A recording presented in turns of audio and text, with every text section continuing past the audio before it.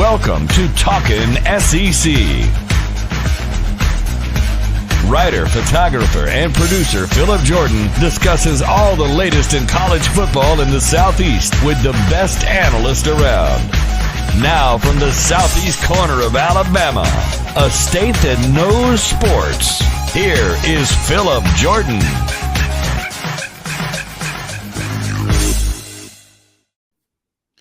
What's up, everybody? Welcome in to Talking SEC. I'm your host, Phillip Jordan from Last Word on College Football and 96.9 The Legend in Dothan, Alabama.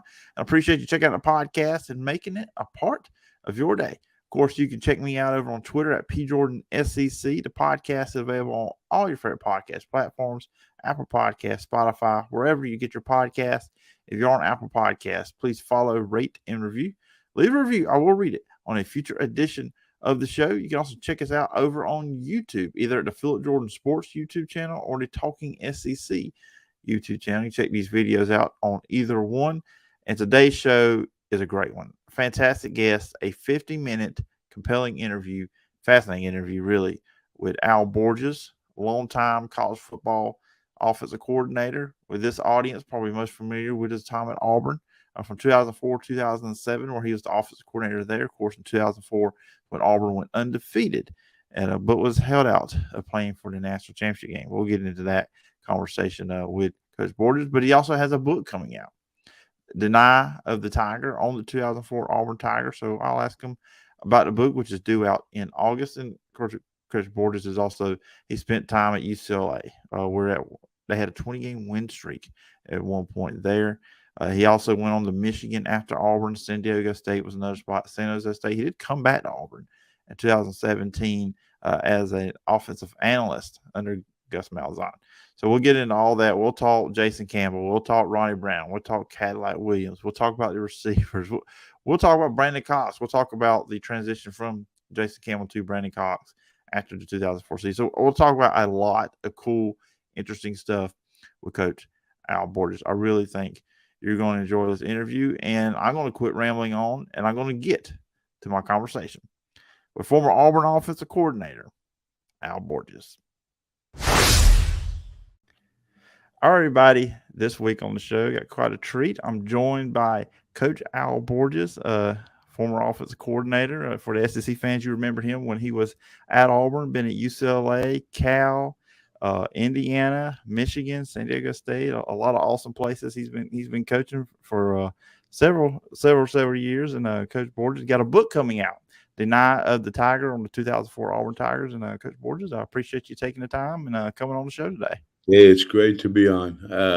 Anytime I can relive that experience, I'm more than willing to do so. It sends a little thrill down my spine, when I think about it. So it's great to be on. Oh, yeah, it's great to have you on, and I'm excited to check the book out. I remember that season vividly, and I told you off the air I was a senior in high school that year during that season. It was a pretty awesome season for, and I'm here in the state of Alabama. I know a lot of people, well, a portion of the state was really happy about that season for Auburn. The other half doesn't want to hear about it. But anyways, that's a good thing about the state. But, the book, I know due out in August, what was the inspiration to do the book?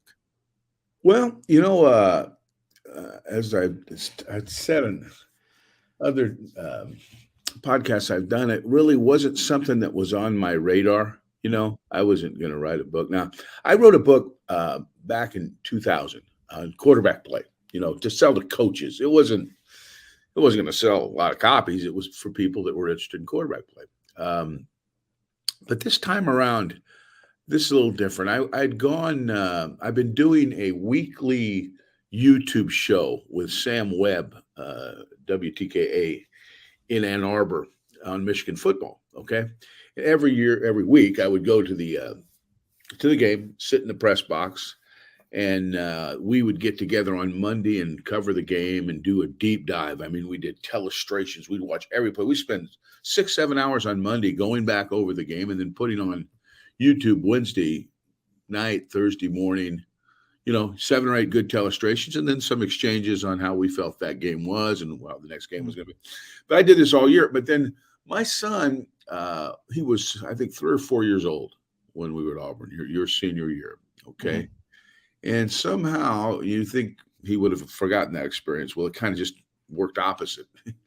He got Auburn in his blood, and he's been that way since I can remember. He's an Auburn nut. I tell people he knows as much about Auburn as Philip Marshall and Jason Caldwell. I mean, if you want to know something about basketball, football, baseball, recruiting, he's an encyclopedia. He knows more than I do. I promise you that. And he lives and dies it. He watches all the sports on TV every chance he gets. We sit and watch basketball and cuss at the TV and the officials. And so he says, I want to. He's 17. He's looking at colleges because I want to go to Auburn. So I said, all right, I'm going to take a week off. I'm not going to go to the Michigan Ohio State game, which, that's tantamount to the Iron Bowl. But I'm going to take you down so we can see Auburn in the best environment. And what's the best environment? The Iron Bowl, right? Hmm. So we went this last year to the Iron Bowl, and we had a great time. I mean, it was unbelievable. But the one thing, I did the radio with Jason Campbell and Ronnie Brown and that bunch, all the same cast of characters, Andy and all them. And then we went and sat down in some great seats that Tim Jackson had got us. The one thing that jumped out, man, is everywhere I go, it's like you never left. Mm-hmm. It's like you never left. It was 18 years since that season, but the fans, it was yesterday. It was yesterday. And when I left, the two things that resonated with me was that my son was damn bent on going to Auburn now. I mean, we had such a good time. And number two, I sat down and said, you know what? I got to do something for the fans, something that, a legacy, something to remember that team. So I sat down and said, I'm going to write a book. And I am going to write this book so anybody can pick it up and read it. I don't care if it's a man, woman, child, whatever. It's going to have football. It's going to be about football, but it's going to be more about a majestic synergy of a football team, how this all came to fruition. And I took it from the beginning of when I got hired. I was an underdog. I came out of nowhere to get the job, through the 2005 Sugar Bowl and all the stories I could think of that went with that. Okay. And there's a bunch. Oh, man, is there a bunch. And I tell a lot of stories. Some are hilarious. Some are just interesting. Okay. But I went chronologically through the whole thing, how I got the job, the interview, meeting the coaching staff, going through the pre-spring, through the spring, preseason. And then I had kept 13 DVDs of 13 games. Okay. Both the CBS copies, CSS when CSS was around. Oh yeah, I remember. Yeah, Cole Kubik and Andy did it then, and I went back and watched the games. And when you watch the games, all these thoughts are triggered. Oh my goodness, I remember that situation. There's a timeout, and I'm sitting watching because I remember what I told him, and I just write it down. Things that I would not have occurred to me as much had I not watched it again, So the book wrote itself in 3 weeks. I'm done with the first draft, Wow. I said, this is so, and it's interesting because there's some stories that you will not have heard, okay? Because I'm taking you in the locker room, I'm taking you on the sideline, I'm taking you into the huddle, and I'm taking you into our meeting rooms. And it's not like Hard Knocks. It goes beyond Hard Knocks. They turn the camera off and pick what they want to show you, but I'm giving you pretty much some stuff. And some stuff I got to be honest. I said, should I write this? I said, write it. Yeah, let them know. It's not an indictment on a lot of people, but it is very candid, So I think some of the stories, I think people will find, Auburn fans will find fascinating because they're so into it. But even the common football fan or just anybody interested in a good story about a team, I think will find it interesting. So that's how it evolved. You talked about going to the Iron Bowl and, your son, the atmosphere, as your time, as offensive coordinator there. And then, I know you came back in 2017 as offensive analyst. Just for you, just what makes Auburn special? Oh, the fans. The fans make Auburn special. Auburn fans are unbelievable now. These people, and people still say that. The Alabama in general, the state of Alabama, takes an approach to football like no other place I've coached. And I've coached in 7 different states, but this is a whole different deal. It is, in fact, a religious sect, so to speak, for them, And as wonderful as they are, they have expectations, and it can be volatile, as you well know. Yeah. But that's what makes it great, because you don't want apathy. I've coached at places where it's apathetic and not as volatile, but this place is special because it's a big deal to them, and they make it a big deal to you, and they put in you a burning desire to succeed. I came to Auburn when my career was almost in the abyss. I mean, I'd come off 3 horrible seasons. I talk about this in the book at the very beginning, particularly. And but I'd had some great success in football. UCLA, we won 20 straight games. We won championship, 2 championships in the then Pac-10, 5 championships in the Western Football Conference, and Big Sky championship. I had a lot of success, but when I came to Indiana and Cal, I had 3 years of, oh boy, it was terrible. It was tough. But when I came into Auburn, I saw the potential of this program based on the skill that was, and more than that, the character. Because what was shocking about my situation is there's a lot of great athletes, okay? But they didn't seem to care who got the credit. And when you got that, you got a chance. You got a chance to win. Not everybody's trying to grab the glory and all by themselves. They're playing for each other. It's limitless what you can do, and that's what that team was. It was unselfish, and the character was strong, and the talent was strong, and it was a perfect storm in terms of what you want to coach. Yeah, just and if it's something but you can be vague about it if you want to, but just getting the interview, getting coming meeting with Tommy Tuberville and coming down here, just how did that all transpire? Well, it was a weird deal because I was a late entry, okay, and I talk about this in the book. One of the sub chapters is entering in the 4th quarter. They had already interviewed 3 guys, and I didn't really know about it. My ex-wife told me. She says, this job at Auburn. I go, you know what? Yox is at Auburn. And Kevin Yoxel, who was a strength coach at the time, and I'd worked with him at UCLA.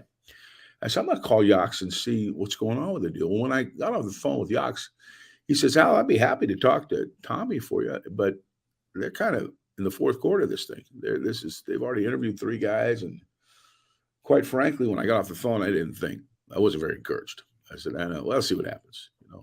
Do what you can, see what happens. Well, it turned out I got a call like the next day or day, I don't know, maybe it was 2 days, and says, yeah, they're interested in talking to you. So I thought, great, man. I was good to go. And then when I went down and saw the team in winter conditioning, I went down and watched it. And I said, man, alive, I got to get this job.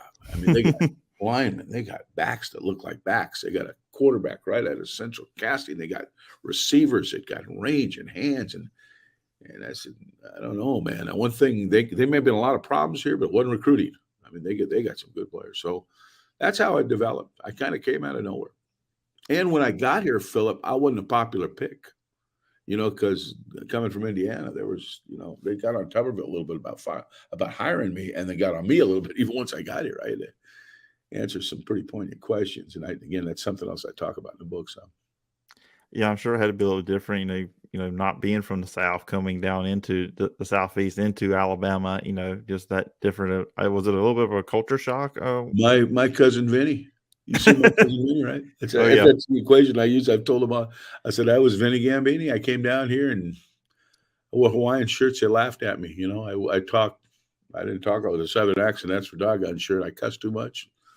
I didn't fit there. I looked at some of the food. I go, what is this? I didn't eat right. I just didn't do things. I had to learn how to be a Southerner. I had to learn how to deal with it, and it wasn't hard. I mean, but it was different. I will say that. And so it was a transition that went beyond football, for me anyway. But I found the people were wonderful. The environment for football. I found somebody that was as passionate about it as I was, and so it was pretty cool. It was pretty cool at the end of the day, but it wasn't something that I just hit the ground running on. Yeah, I will say that. With the team going into that first spring practice and the fall practice, when you're around the players, especially with Jason Campbell, I remember when he was coming out of high school, talked about his talent, but obviously he had already went through 3 different offensive coordinators, before you came, were hired on. What was it with him you saw? Was there anything you saw with him maybe before the season started, just that potential with what he Oh, you could could be? see, yeah, you got a 6'5" kid that can wing it. And here's the deal that's was bad for him, good for me. It was bad for him because he had 4 coordinators in 4 years, or before I got there, 3 in 3 years. Okay. Well, it's hard to maintain any stability systematically. Okay. You got a different coordinator, you got a different quarterback coach. That's a pain in the butt. But for me, he had so much exposure to so much offense. There was very little that I could show him that confused him. I mean, I said, okay, how about this guy? Oh, yeah, we did that in 02. How about that? Oh, we did that last year. So from a passing game perspective, which is where the learning curve is the greatest for the quarterback, because most quarterbacks can run a run game. I think it was just the fact from my own perspective is I could show him things that really weren't foreign to him because he had learned so much football. He just hadn't had the stability within the system to grow into the kind of quarterback he was going to be. So when I met the kid, he didn't talk too much because he didn't know me very well at the beginning. I think he was still kind of feeling me out, and he didn't say very much. So he's a little bit of a tough read, but he wasn't with regard to understanding football. That jumped out. He knew that. But as we got to know each other better, and as he trusted me more, he got better and better about communicating. But the one thing that stood out to me with Jason, because I studied all this, I studied not just the 03, I went back every start, every single snap. I looked at practice tapes. I mean, I look back, anything I get my hands on, I wanted to study. And it just appeared to me as I watched this kid has really got a lot of ability, but he plays apprehensively. He plays afraid that he's going to screw something up. And he'd tell you, I played like I didn't want to be the guy who lost the game. And the first thing I wanted to convey to him was, you will never be a great quarterback, and we will never be a great team until you let it rip, until you start playing for the reasons that they recruited you. He was, I think, the second rated quarterback in the country when they took him. But when he started doing that and playing without apprehension, playing without that deer in the headlights every time something would go wrong, his whole game changed. And the team just went like this, because once we didn't become dependent on Cadillac and Ronnie running the ball all the time, and we could fill the void when the running game wasn't as good as it might have been, then the team took another turn. It was a whole different deal. They couldn't just load boxes all the time because he'd make them pay, which he could not consistently do before we got there. And it got help. I mean, the receiving core Auburn had, I don't think then it got talked about a lot, by the media compared to other programs. And then even I think today, Auburn fans, sometimes I wonder, you don't realize how good those guys were. Ben Obermanu, Devin Arimish, Anthony Mix, and Courtney Taylor. I mean, that's a stacked foursome of receivers that you guys had. They were the toughest for me to read when I watched before I coached them. Because again, I went through all the video. And the one position I knew Marcus could play at left tackle. I knew Ben Grubbs was going to be a good player eventually. He developed into a great player. Most of the guys I had a feel for, but the receivers, as much because they weren't being featured that much. And I just said, how good is Courtney Taylor? God, he sure looks like he's got half a chance, but he's not doing anything with any consistency to get you excited. Well, after I went through spring football, I said, this is the nicest surprise of it all. This is the nicest surprise of it all. Because we got 4 or 5 guys that can all hurt you. They all have a role. Devin Arimish should run right by you. I mean, he was fast as grease lightning. Courtney Taylor had good speed, not like Devin, but he had good speed. But he'd go in the middle and catch balls, and his run after catch was second to none. Ben Obermanu probably was the most smooth and most athletic of all. Come out of cuts fast, catch deep balls, good on 50-50 passes. He was just really good. And then Anthony Mix played in the slot, and he looked like a tight end and was kind of built like one. My first look, I was just, why does this guy play tight end? Anthony didn't really have a tight end mentality. He had a wide receiver mentality. But it was perfect because when he got in the slot, they'd cover him with either a nickel or they'd cover him with a linebacker, and he could bully either one of them. He could muscle balls on slants. He could push guys out of the way on option routes. He was just, he wasn't your typical little, Wes Welker type slot. He was a physical dude that was matchup problems for people that he played against. But and then Silas Daniels offered depth at flanker, and he could run. He had good speed. So we just had 4 or 5 guys that every one of them were reliable. They could all catch the ball pretty good, and they had a role that you could use them in that was clear cut. And Jason understood those matchups because he played with those guys before I got there so much. This wasn't new to him. He knew if they were pressing Ben Abamano or they were pressing Devin Aromashidu and we had something deep going, that ball was going up there. And there was a good chance he was going to hit the pass or they're going to interfere with the guy. And he always put it where they give him a chance. So, I reaped the benefits of some of the stuff that had happened in the past. So, but that position was a really nice surprise. For me, looking back on that team, and I'm loading, here's your thoughts on this, was Cadillac and Ronnie Brown. 2 guys that one could have went to the NFL after their junior years. They were talented enough to do so. And then there had to be a level of sacrifice for both those guys because they're both elite talents. They probably knew that, but to sacrifice for the team for you guys, especially I just enjoyed the way you'd have them both out on the field at the same time, how they played off each other. What was it about those 2 guys, those 2 players that really helped make the team work? Well, Cadillac was easy to me. Cadillac's talent jumped out at you. He had skills coming out of his butt. I mean, he could stop on a dime. He could break tackles. He could accelerate. And he had better hands, although he didn't catch a lot of balls before I got there. He caught, I think, 21 or 22 the year I had him. But his skill set was all tailback. He's a tailback, halfback type, right? And one of the best in the country. Ronnie was more hybrid. Ronnie could play tailback, play fullback, play whatever, but had just strictly been a halfback that switched off with whoever the other halfback was. He had suffered through some injuries before I got there and a line at tailback that went around the block with Brandon Jacobs being there and Cadillac. And he had a 1,000-yard season one year. It was really good, but he was very up and down. And his touches were a little diluted. So when I first saw him in winter conditioning, I called him in and I said, listen, we got to get you involved more, and I mean by not just playing when Cadillac doesn't, but playing with Cadillac. Mm-hmm. And that means you're going to play what I call kind of I was brought up with the 49ers. I watched 49ers and Roger Craig was their fullback half the time and their halfback the other half of his career. And Ronnie reminded me of the same profile, 230-something pounds, fast as greased lightning, fabulous hands. I said, we got to use you. If you'll buy into doing a little dirty work, and that means you got to block once in a while, I will play you 2/3 of the time at fullback and the other third at halfback. And you'll get double to triple the playing time, and you'll still get to play halfback. But I'm going to incorporate you more into our passing game. And he ended up catching, I think, 35 passes, which we were just scratching the surface. And we had him another year. God knows how many passes he could have caught. But he bought in. And again, he was a microcosm of the unselfishness of the team. And when he bought in, again, it was now you got 2 great players in the backfield.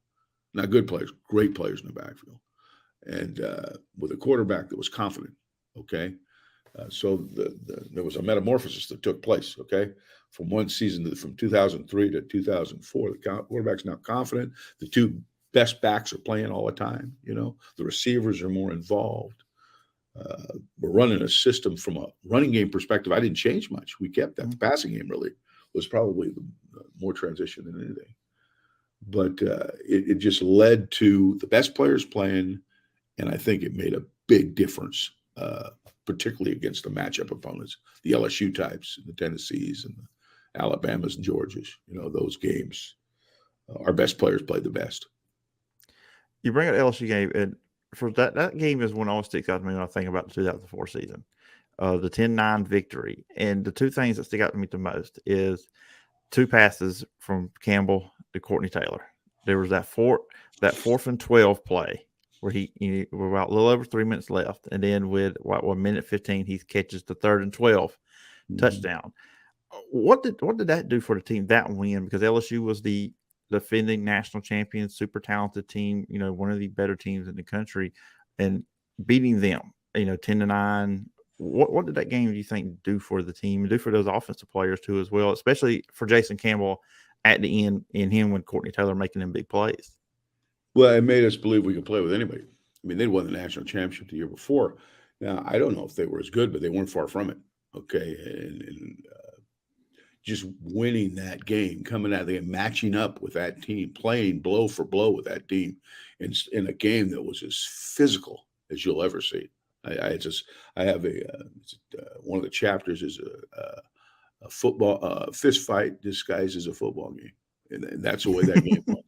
But we came out of it and we beat them. I mean, we made plays when we had to make. We had to get off the canvas a couple of times, and John Vaughn needed a mulligan to kick that. I remember that. The other actually, but that's the way our season went, and just winning that game gave us the confidence we could play with anybody. Beating Tennessee was a coming out party. That was a different deal, because when we did what we did to Tennessee in Knoxville, the team was offensively, particularly, was very confident now. The LSU game, we still had not hit our stride on offense. We were still growing, okay? But after Tennessee, all bets were off. We didn't go into a game we didn't believe we couldn't score 40-something points on our opponent. So both those two, I think those two parts, that part of the season, LSU getting us believing we could play with anybody, and then Tennessee believing we could beat anybody and would beat anybody. So I think those were huge. Yeah, I remember that Tennessee game was 31-3, I believe, at halftime. I think game day was there. I remember that. And I remember that was I think there was game day. People were picking against you guys. They weren't picking at you. Picking out against you guys afterwards. Talking about LSU, and to just kind of think about it, during your 4 years there, was that one of the tougher year in, year out games? Because I do remember, I think it was 2 years later when they came back to Auburn again. It was like 7-3. 7-3. Yeah, there were never offensive fireworks in that game. Although when we played them there and lost, I think Kenny Irons had like 200 and something pounds. We got beat, but we were better on offense. But that was the kind of game it was. It was going to be a fist fight. It was going to be really physical. I will say, they were my least favorite team to play in the SEC. I mean, yes. I watched them warm up, and I go, oh my God. I mean, they got a quarterback that looks like a defensive end when they had Marcus. But they were tough, and they were well coached. I mean, the first year it was Nick, it was Jimbo, and it was Will. Muschamp was a defensive coordinator. Jimbo Fisher was offensive coordinator, and Nick Saban's the head coach. I mean, they not only have talent, they got guys know what they're doing. So you had to be on your A game to have a chance. Yeah, that was going to be one of my next questions. Was there a team you looked at every year and you're out, so this is going to be a tough game? But you answered that with LSU. Going through that season, and then of course you're on the offensive side, but practice going up against the Gene Chizik's defense. I mean, you had Carlos Rogers, Junior Rosegreen, which I don't think a lot of Auburn fans talk about enough. What he was at safety, I think he was tremendous. There. And you had Travis Williams at linebacker. So many guys on that Auburn defense. What were the practices like with our offense going up against Gene's defense? I mean, we got after it, and you had to be careful too with that, because when we were so fast on defense. I mean, we had speed. If we went to our nickel package, it was 11 bullets. Every guy could run. Okay. Now our regular group was fast too. But we had a few more run stoppers in there, But when we went to nickel, holy Toledo, man, they were fast. But it was highly competitive. But what we had going for us is Chiz and I had a tremendous relationship, okay? So we did not see each other as the enemy. We saw each other as pulling for each other. We're going to compete now. I mean, it wasn't going to be – no one was making any concessions, but we were pulling for each other. And all the coaching staff was that way. And I think it was infectious with the players. They could see that we were pulling for each other. So if you're going to ask the team to work as a team and pick each other up when the other side's not playing as well, like when we played Alabama, we were so awful in the first half. The defense totally bailed us out until we got our feet underneath us and came back, played well in the second half. Same thing happened in Tennessee the next week. Is the defense is struggling in the second half. We picked them up. That's the way we won 13 games. And I think it was a lot to do with the way we interacted as coaches and the way we talked with each other, the way we handled the players, and the players saw that.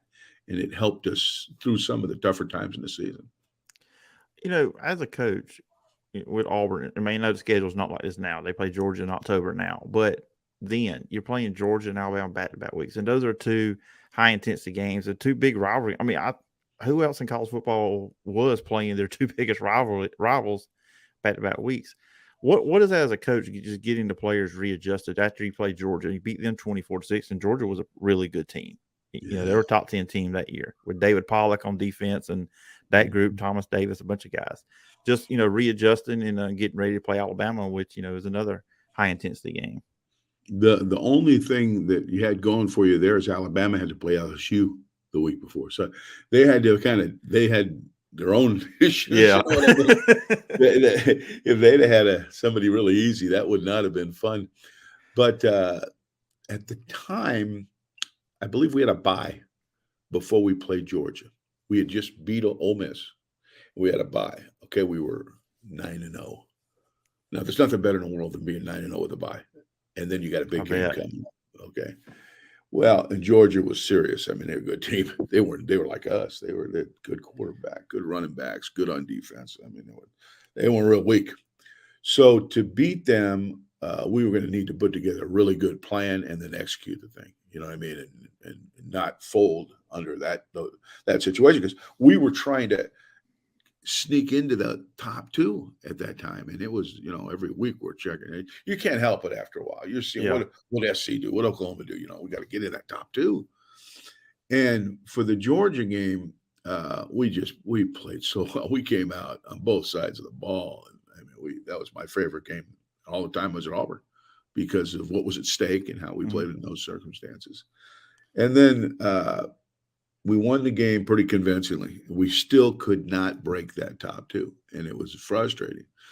And then we played Alabama the next week, and the first half we played as bad as we played all year, and I think it was partly my fault. I don't think I did as good a job with our opening plays thing. But and I go into a lot of detail on this in the book, how those two games kind of went together, and the thinking in both of them, the adjustments at halftime, what we talked about, the whole deal. And but the character of the football team would not be denied. I mean, and that's what happened in the Alabama games. We decided that this was our destiny. We're going to win. We're going to beat these guys, and then we're going to go and win the rest of our games. And yeah, we may get knocked down a little bit, but we're going to get up, and when it's all said and done, we're going to be raising the belt.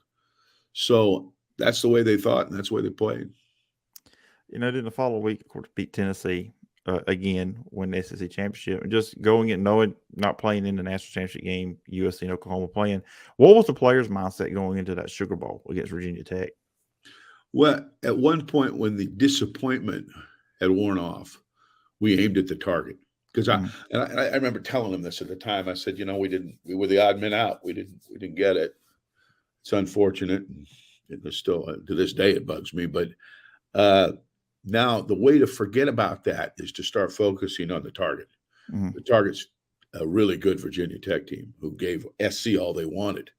Let's whip their ass and prove, that we should be in that game. And even if we're not in the game, we still should be at least split in the national championship. And we went in that game. We're up on, it could turn into a little bit more, too much of a field goal deal, but we were up on them 16-0. They snuck back into the game late and made it a little closer than it really was at the end of the day. But that's how you get over that. You just say, okay, that's disappointing. It's gut-wrenching. But let's focus on the target and prove to people who we are. And they did. Now, I want a little side note of Virginia Tech. You were very successful against them in Sugar Bowls. Michigan, when you was offensive coordinator in Michigan, you guys beat them there. So I don't think Frank Beamer wanted to see you as the offensive coordinator for a team when he was in the Sugar Bowl. Yeah, that's ironic. I was in three Cotton Bowls with three different teams. Okay, but in Sugar Bowls, I played the same team twice. It was Virginia Tech. And we won. I mean, the one that Michigan. Oh boy, that was a game. Now that was a back and forth. That was I just felt our Auburn game, we were in control of the game most of the game. But that wasn't the case in Michigan when I was at Michigan. But we ended up kicking a field goal in overtime and beating them, which, at the end of the day is the goal. So I was every bit as excited.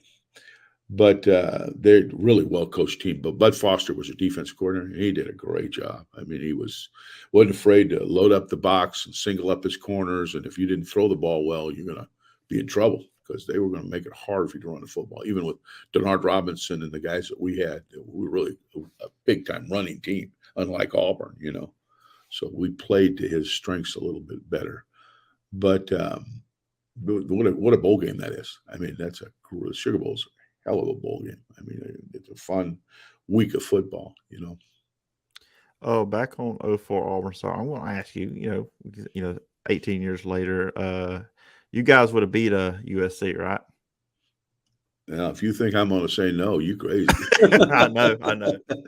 Yeah. No, I don't. I'm not. No, with all due to, hey, I know about SC now. I was UCLA for 5 years, so I got a lot of exposure to USC, and they're really, really good, really talented, and they were so much like us. They had Lindell White, they had Reggie Bush, they had Leinard, we had Cadillac, Ronnie, and Jason. So, they're kind of a mirror image of each other on offense. Defensively, we had the best scoring defense in the entire country. I mean, coaching in the best conference in the country. Now, I can say that. I can say that's the best conference because I coached in the Pac-10. I coached in the Big Ten. I know that the SEC is the best conference in the country, and I'll argue that with anybody. Now, I mean, there may be a year where somebody else might, but not with any consistency, and certainly not at that time. So I think we would have beat USC. I think it'd have been a hell of a game, but I think I'm just had trouble envisioning that team losing any games. Maybe that's why they did. Maybe why I think that way. But if you had Norm Chow on tomorrow, he'd tell you they'd beat us. So I've always felt with that matchup, if it had happened, you talk about the offense, but when I look at what Auburn's defensively, there's something about, and I brought him up earlier, Junior Rose Green. I feel like he would have been such a big factor in that heart and soul of the defense. Yeah, and Junior, I love Junior. Junior's one of my favorite players, no question. When he was playing with us and after, I mean, I just thought Junior was the heart and soul of the defense because he had limited coverage skills. Okay, he wasn't terrible, but he wasn't NFL, and that was what kept him probably from playing next level football. But he hit anything that moved. And the players fed off his energy. They fed off his energy.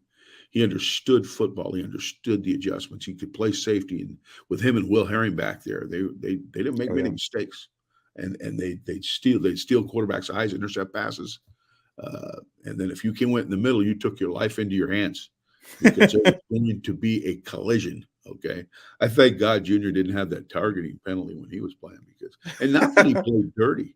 He didn't play dirty. He played within the rules. He did, but he was going to hit you. I mean, but he was really a huge part of our success. I don't think there's any doubt about it. We talked about the 04 team, but I want to talk about who took over quarterback next, and that's Brandon Cox. I know over your 4 years, Auburn was 41-9 when you were there as offensive coordinator.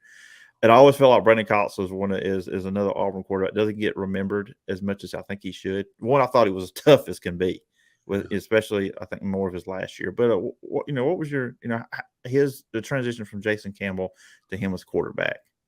Yeah, he was he to me is the most underappreciated quarterback in the history of Auburn football. He did not win a championship as a starting quarterback, and that's probably why. But he beat Alabama 3 years, okay, and he won some huge football games, huge. Now, Brandon was what a lot of guys would probably call a game manager, okay. He wasn't mobile, and that was painful at times because he needed a nice pocket. He'd use it. He'd stand there and use it. Now, he wasn't afraid to stand in the pocket and throw it, but he needed more protection than a guy like Jason Campbell, who was more nimble, okay. He didn't have Jason's arm strength, but he did have his accuracy. He could throw. If a guy was open, Brandon could hit the guy. And his game management, understanding when to go to what play, how to get out of plays, just those types of things, managing the clock in 4-minute situations or 2-minute situations. He had a very good feel for football, and he was a lot like Jason in that he didn't talk much. He talks a lot more now. So does Jason, now that I think about it. But back then, they were kind of just like each other. I had the quietest quarterback meetings I ever had in my life. But the thing that was, they didn't talk much, but they listened real well because they would take it all in. And I'd find myself in meetings always asking for feedback because I didn't get a lot of questions. And when I get the feedback, they were generally spot on with anything that I'd gone over with them.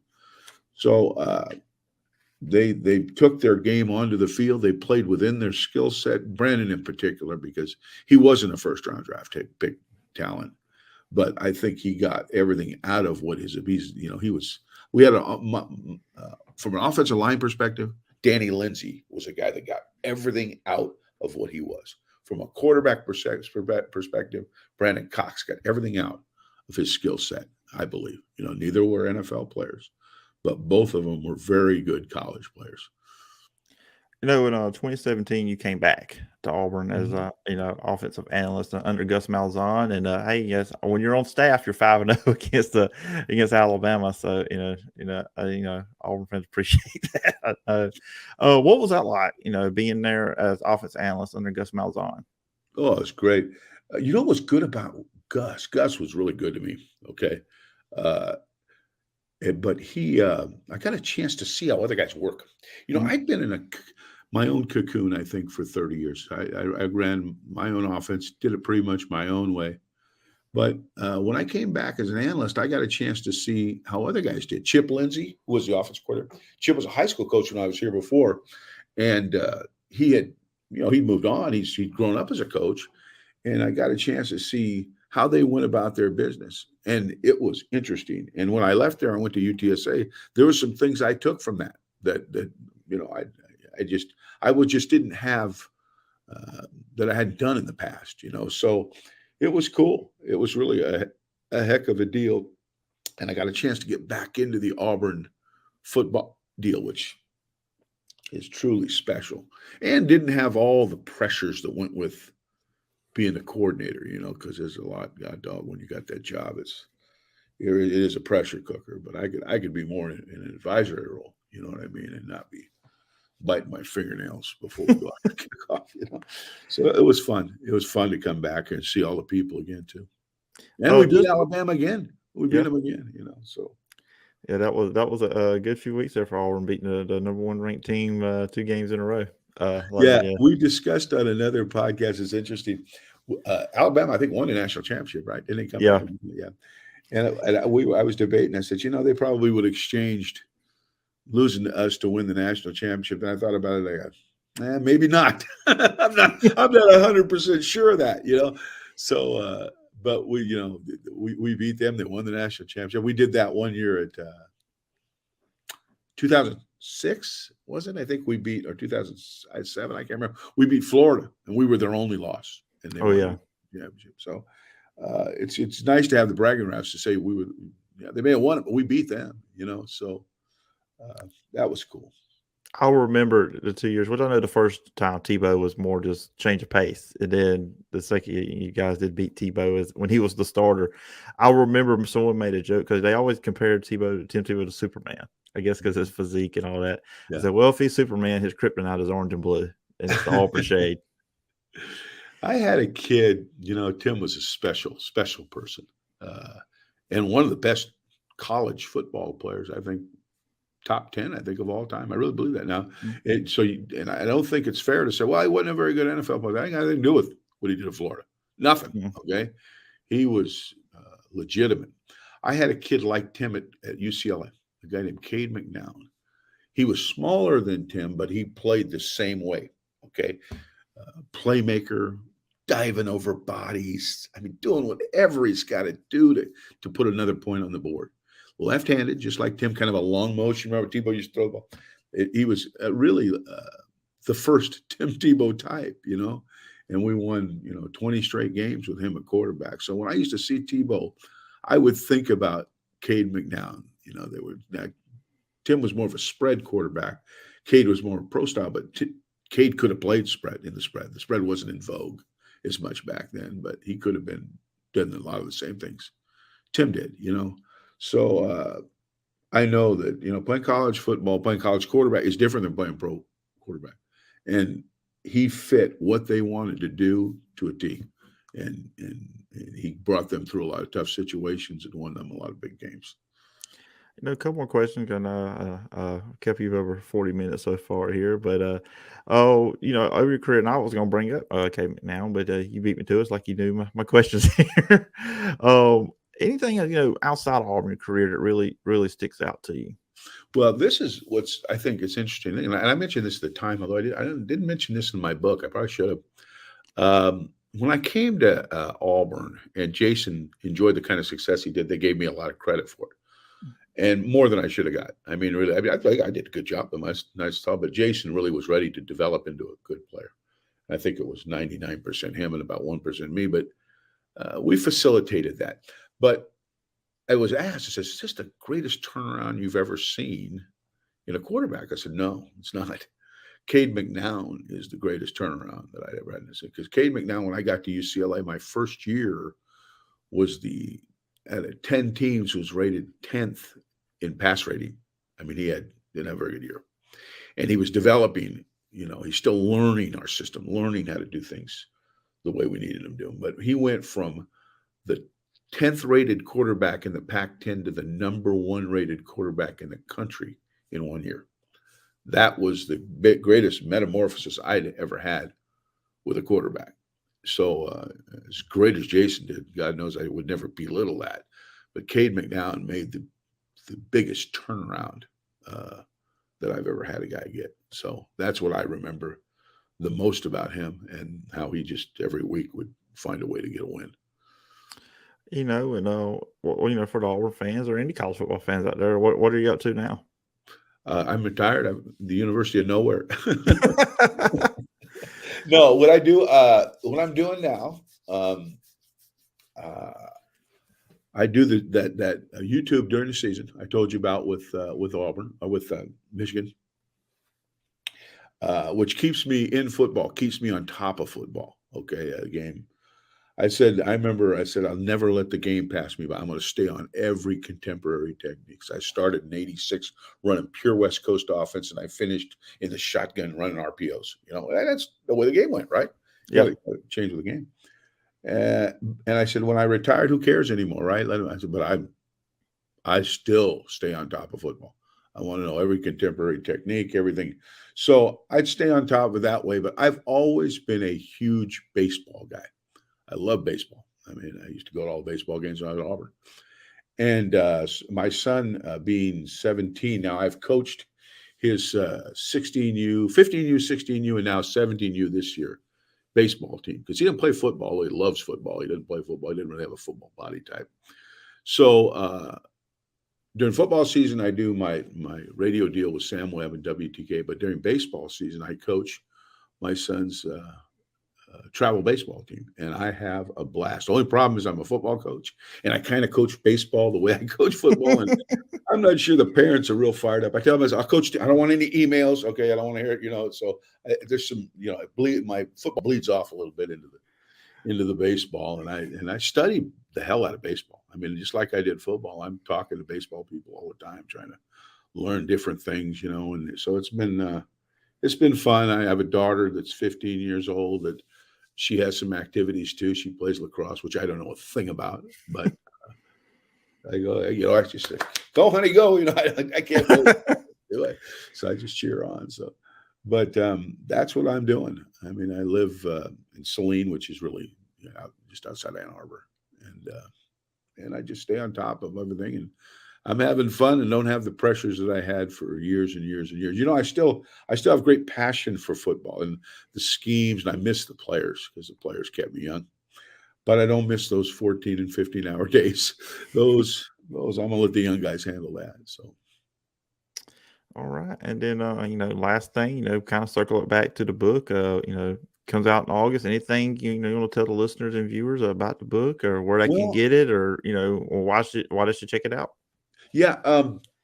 Anybody wants to befriend me on Facebook, because I'm going to keep everybody up to snuff on when it's coming out and how it's coming. Okay. They have told me that it should be done by August. My plan is to come to the LSU game and do a book signing. I've already talked to the people at Auburn, and so we'll set up a booth down there. I know there'll be a lot of people at that game, and I'd like to come there. And again, assuming everything is on schedule, I'd like to come. I think it's August, or not August 1st, October 1st. The book should be out in August, so the book should be out for a little while before that. And but I just think it should be a pretty easy read. I think it'll be 165 pages right in there, and probably about 30, 40 images. So it may be over 200 pages, but you can read it in 2 to 3 days. It's not going to be too taxing. I wanted it to be, have enough girth to look relevant, but not so much it would scare people off.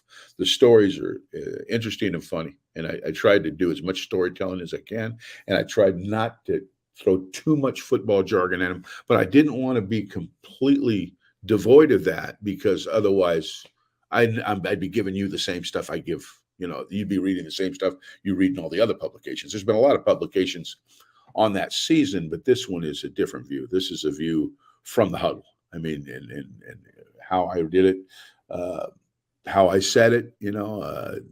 Sometimes the language is a little cavalier, but I didn't want to belie the authenticity of the situations, so that you could put yourself, you could picture yourself there. You know what I mean? Rather than just explain it like Hemingway or Gresham, and you know what I mean?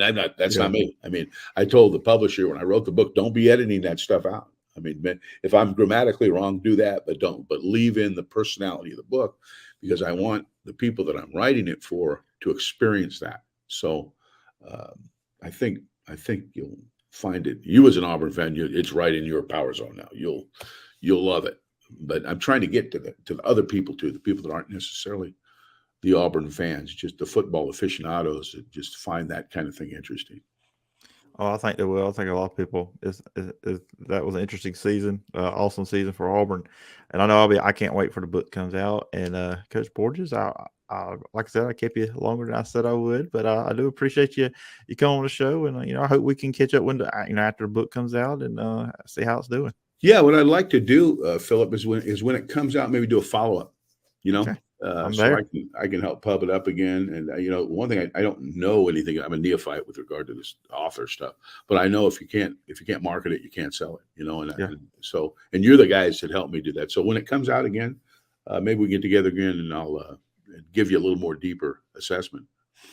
Oh yeah, I'll be looking forward to it, and I'll be all there. You want to come back on and talk more about the book when it's out. And like I said, I appreciate you taking the time, and I look forward to talking to you again sometime down the road. My pleasure. All right, and thanks again to Coach Al Borges for coming on the show. Really, really fantastic conversation there. I hope you enjoyed listening to it, and I hope you will go check out Coach Borges' book when it comes out in August, and I look forward to having him on again after the book does come out. It'll be an interesting conversation to dive in. I'm looking forward to diving into the book, getting the inside stuff that we have not heard about before when it comes to the 2004 Auburn Tigers, who I do agree with Coach. I do believe they would have beaten the USC team that year. We did have some spring games over the weekend. Ole Miss and LSU played their spring games. LSU, looking at the quarterbacks, going into it, you probably thought, okay, this is going to be a 2-quarterback race between Jaden Daniels, the transfer from Arizona State, and Miles Brennan, who did return after going into the portal during this past season, but come back with Brian Kelly. Miles Brennan was solid in the game for what I saw. Jaden Daniels, he was 3 for 9. But the spring game is hard to get a read on his development because you can't hit the quarterback. And once he takes off the run, he gets touched, he's down. And he's more of the runner of the quarterbacks, of all the quarterbacks LSU has. But Garrett Nussmeier looked really good in this one. He was very efficient, didn't make any mistakes. He just looked solid. He looked the part of the starting quarterback. Really, he looked the best of the three. Now, that doesn't mean that he has been the best of all the other practices in the spring. This is just the practice that we get to see. This is basically what these spring games are. They're a glorified practice that the fans get to watch. That's basically what they are. And we don't know how Nussmeier looked. We haven't seen him, some people have, but us, the casual fans, have not seen him. But going off of that spring game, I would say he looked the best of the 3 quarterbacks. I think LSU defensive line is going to be really good this year. It's going to be hard to run the ball on them. So that's 2 things that kind of stood out to me when it comes to LSU. With Ole Miss in their spring game, Luke Altmaier and Jackson Dart are the 2 main guys. It's a 2 quarterback race there. To me, Altmaier looks like the guy. He runs the offense more efficiently from what I saw in the spring game than Dart does. Dart is trying to do too much. He takes a lot of risky throws. He threw 2 interceptions in the game. Altmaier didn't. Altmaier made some good runs too. Now, they did a little different. It was stud tackling. You couldn't actually tackle the guy, but, it wasn't full-on tackling. I mean, he still really wasn't hitting quarterbacks in this one. He just played really well. And I like what I see out of tight end Michael Trigg, a transfer coming in from USC. Obviously, Ole Miss has a bunch of running backs coming in the transfer portal. I mean, Lane Kiffin's pretty much acknowledged, and he's going after, transfer portal, bringing guys. So there's a lot of new faces. LSU, a lot of these teams got new faces like that. Not just recruits, just the transfer portal.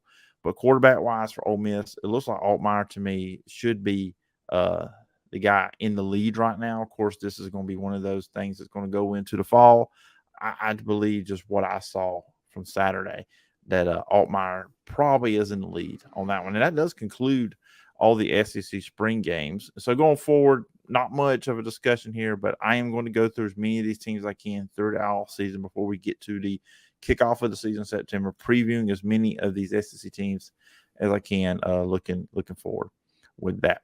And that's going to do it for this edition of Talking SEC. Once again, thanks to Coach Al Borges for being on the show today. Really enjoyed listen to him talk about Auburn from 2004. Really interesting, cool stuff there. One, the inspiration for the book, what makes Auburn Auburn, and it's all about Jason Campbell, the wide receivers that were there at Auburn then, loaded receivers, and then of course Ronnie Brown, Cadillac, Brandon Cox, Cade McNown, all the great stuff we heard from Coach Al Borges. I hope you really enjoyed the conversation, and you will go and check out the book when it comes out.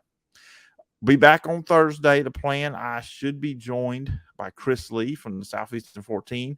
We're going to talk Vanderbilt football and basketball. We're going to talk some SEC hoops too as well with him. So actually, there'll probably be more basketball talk on the Thursday podcast, and there will be football talk, which I know some of you maybe weird coming from me, but that's the way it's probably looking on Thursday's podcast. So I hope you will check that out. When Chris Lee, one of my regulars, a good friend, always been a good friend since I've joined the podcasting world. So Chris Lee is scheduled for Thursday. Remember, you can follow me on social media at PJordanSEC.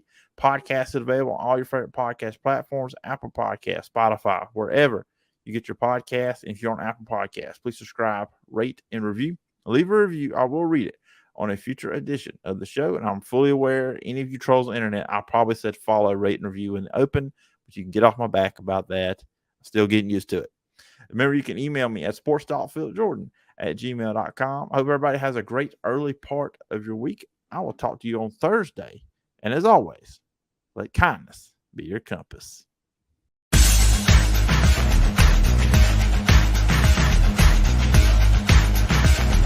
Thank you for listening to Talkin SEC.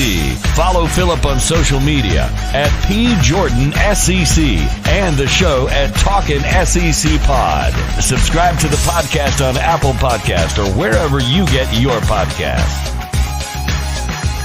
We'll see you next time when we're talking SEC.